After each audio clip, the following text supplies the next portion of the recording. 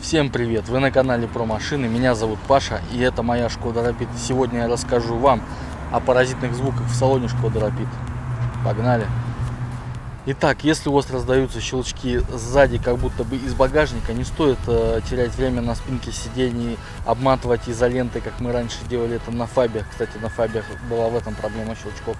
Но в Шкоде Рапид, замечу, в рестайлинговой Шкоде Рапид, всему виной вот эти вот подпружиненные упоры. Поначалу они не стучали, то есть все было тихо, все спокойно. Но по истечении пробега примерно 30 тысяч километров начались щелчки во время проездов лежачих полицейских, либо просто неровности на маленькой скорости. Всему виной они. Не знаю почему так, но они просто разбиваются, разбалтываются и издают ужасный звук. Сейчас я решил проблему временно, подложив с этой стороны бумажку и здесь бумажку, то есть тем самым уменьшив люфт. Итак, я поставил эксперимент, подсунул бумажку в этот подпружиненный упор с левой стороны, а с правой стороны я еще ничего не подкладывал. И внимание, слушаем.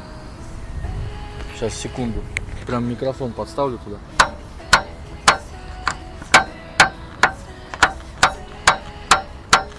Ну, собственно, ребят, вы сами видели, с левой стороны в упор я уже подсунул бумажку, он теперь не щелкает. А с правой стороны я еще ничего не подкладывал. Как вы слышали сами, идет щелчок. Суть в том, что при закрытом багажнике эти упоры, они не полностью зажимаются, то есть там буквально на несколько миллиметров она упирается и все. А так как дверь у нас большая, лифтбэк тяжелая, она все равно играет. И из-за этого издаются эти щелчки.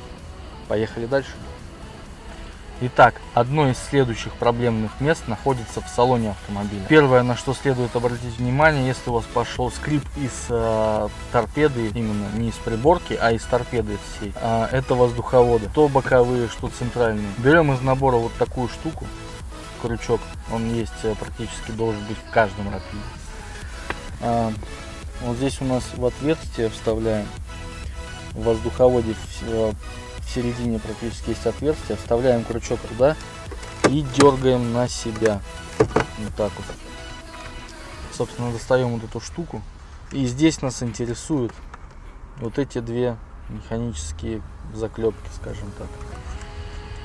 Они изначально с завода не сильно загнуты, ну то есть не сильно отогнуты, и, во-первых, остается щель, во-вторых, они издают скрип.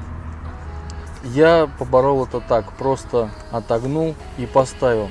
Скрип из этих мест ушел, так же как зазор внизу воздуховода. Но посоветую все равно вам проклеить вот это место антискрипом или тряпичной изолентой. Тогда уйдет 100% этот звук. Так. Еще одно скрипучее место в Шкоде Рапид — это окантовка самой приборной панели. Снимаем ее на себя, выдергивая, подцепить можно с этой стороны, либо с этой стороны. И открывается нам картина такая, что там несколько заклепок, и ни на одной нету никакой тряпичной изоленты, либо там антискрипа какого-то. То есть вставлена пластмасса в пластмассу. А так как эта пластмасса не очень хорошего качества, все-таки она начинает со временем скрипеть. У меня она заскрипела где-то тысячах на 40. Да, на 40. Что я сделал? Я купил материал антискрип, практически самый тонкий, наверное, который есть. Я снял рамку и наклеил на саму окантовку рамки, на торцы. Все, вставил это все обратно, и все. У нас ничего уже не скрипит. До этого, до проклейки, если вот так вот козырьком потрясти, такая симфония открывалась музыкальная. Вы даже себе не представляете, насколько она была скрипучей. Также хотелось отметить еще рамку самой магнитолы. Думаю, что в двухдиновой магнитоле будет тоже музыкальная рамка. Также снимаем рамку, можно ее проклеить. Ну вот я ее не клеил, вот слышите? Это вот, собственно, сама рамка скрипит. Вот она.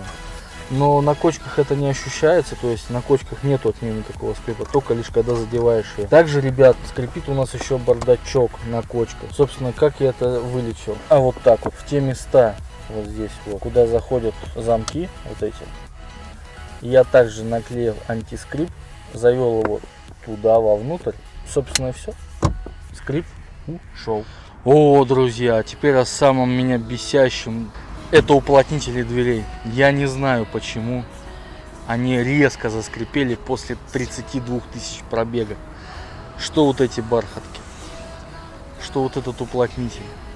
Плюс ко всему. Замки, ребята, смазывайте замки.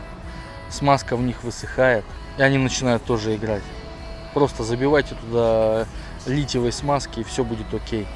Так же, как я поборол скрип самих бархаток и уплотнителя. Берем силикон, не в аэрозоле, а специальный силикон для уплотнителей дверей. Мажем здесь, ну, естественно, сначала протерев все уплотнители влажной тряпкой, потом мажем силиконом, легким слоем силикона бархатки. Проходимся по всей поверхности бархаток. Скрип прекращается месяца на 2. Кстати, тот, кто не хочет мазать бархатки силиконом, отлично подойдет хозяйственное мыло.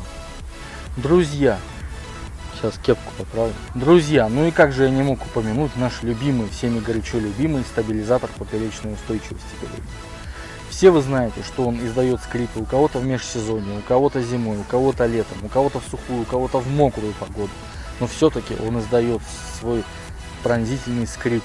Так вот, друзья, мой стабилизатор поменен по гарантии на 25 тысячах пробега, на новый, модернизированный, с напаянными втулками. Не понимаю, как так могло произойти, но буквально пару-тройку тысяч километров назад, а мой пробег сейчас уже 53 тысячи километров, он снова заскрипел. Заскрипел с правой стороны, причем это проявляется не всегда. И чуть тише, чем было раньше. Что я могу сказать? Поедем к дилеру, пусть смотрят, исправляют. А на этом все, друзья. Спасибо, что посмотрели это видео. Ставьте лайки, подписывайтесь, жмите колокольчик. С вами был канал Про Машины. До скорых встреч, друзья. Пока. Нет ничего вечного. И даже Шкоды.